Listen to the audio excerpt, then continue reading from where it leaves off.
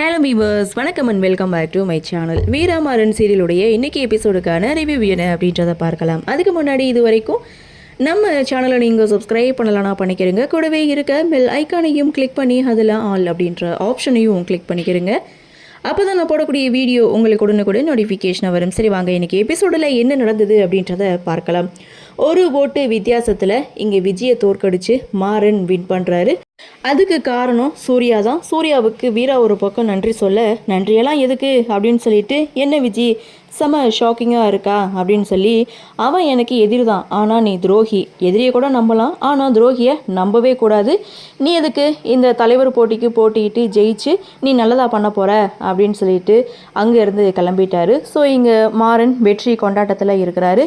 விஜய் அதே கோபத்தோடு வீட்டுக்கு வராங்க. மக ஜெயிச்சிருப்பா அப்படின்ற ஒரு எதிர்பார்ப்போடு அம்பிகா ஆரத்தி எடுத்துகிட்டு வராங்க. ஆனால் விஜய் வந்த கோவத்தில் ஆரத்தி தட்டை தட்டி விட்டுட்டு வீட்டுக்குள்ளே போகிறாங்க. என்ன ஏதுன்னு விசாரிக்கும் போது தேர்தலில் தோற்று போனதை பற்றி தான் தன்னுடைய அம்மா கிட்ட சொல்கிறாங்க. நீ தோற்றுடுவேன்னு தெரிஞ்சிருந்தா நம்ம பணத்தை செலவழிக்காமலே இருந்திருக்கலான்னு அம்பிகா ஒரு பக்கம் சொல்ல, இந்த பதவியில் அவன் எத்தனை நாளைக்கு இருக்கிறான்னு நானும் பார்க்குறேன்னு ரிவெஞ்ச் கொடுக்குற விதமாக விஜய் ஒரு பக்கம் பேசிகிட்டு இருக்காங்க. அப்படியே சீனை கட் பண்ணால் இந்த வெற்றி கொண்டாட்டத்தோட வீரா, மாறன், கார்த்தி இவங்க 3 பேரும் வீட்டுக்கு வராங்க.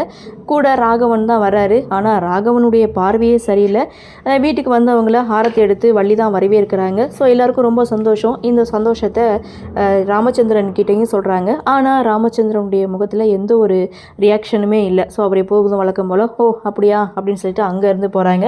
அதை பார்த்த மாறன் இது எதிர்பார்த்ததான் அப்படின்னு சொல்லி தனக்குத்தானே சொல்ல, அந்த இடத்துல வள்ளியம்மா மாறனை புகழ்ந்து பேசுகிறாங்க.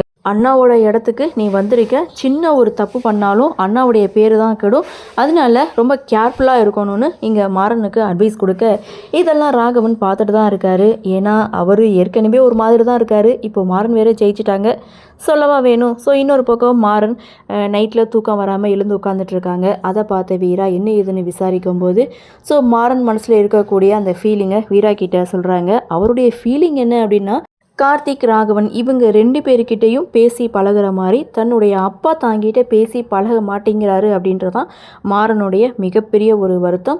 அதுவும் கூடிய சீக்கிரம் நடக்கும் அப்படின்னு சொல்லி மாறனுக்கு சப்போர்ட்டாக இங்கே வீரா வந்து பேசிகிட்டு இருக்காங்க. இவங்க 2 பேரும் சந்தோஷமாக இருக்கிறத பார்த்து இவங்க 2 பேரும் எப்போதும் இப்படியே இருக்கணும்னு வள்ளி ஒரு பக்கம் ஆசைப்படுறாங்க. மறுநாள் காலையில் கடையில் மாறன், வீரா இவங்க 2 பேர் இருக்காங்க. கூடவும் கார்த்திக் இருக்கார்.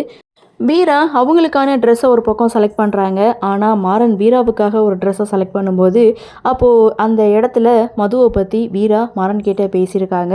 ஸோ அந்த இடத்துல கரெக்டாக மதுவும் என்ட்ரி கொடுக்குறாங்க. இப்போது மாறன் வந்து பிரசிடெண்ட் ஆகிட்டாங்க. ஸோ அதுக்கு வாழ்த்து தெரிவிக்க தான் கையில் பொக்கையோட மது என்ட்ரி கொடுக்குறாங்க. ஸோ இதை ஒரு பக்கமாக பார்த்து வீராவும் ஒரு பக்கம் சிரிக்க, அந்த இடத்துல மாறனுக்கு ஏதாவது கிஃப்ட் கொடுக்கணும்னு மது ஒரு பக்கம் மாறன் கிட்டே கேள்வி மேலே கேள்வியாக கேட்க, ஸோ அதெல்லாம் எதுவும் வேணாம், இங்கேருந்து கிளம்புன்னு மது அங்கேருந்து கிளம்ப சொல்கிறாங்க. மது பார்த்திங்கன்னா வேண்டாம் வெறுப்பா அங்கேருந்து கிளம்புறாங்க. இன்னொரு பக்கம் வீரா மாறனை கலாய்க்கிறாங்க. ஸோ அதே சமயம் இங்கே ராகவன் குடிச்சிட்டு கடைக்கு வராரு. அதாவது ப்ரொமோவில் பார்த்த சீன் தான்.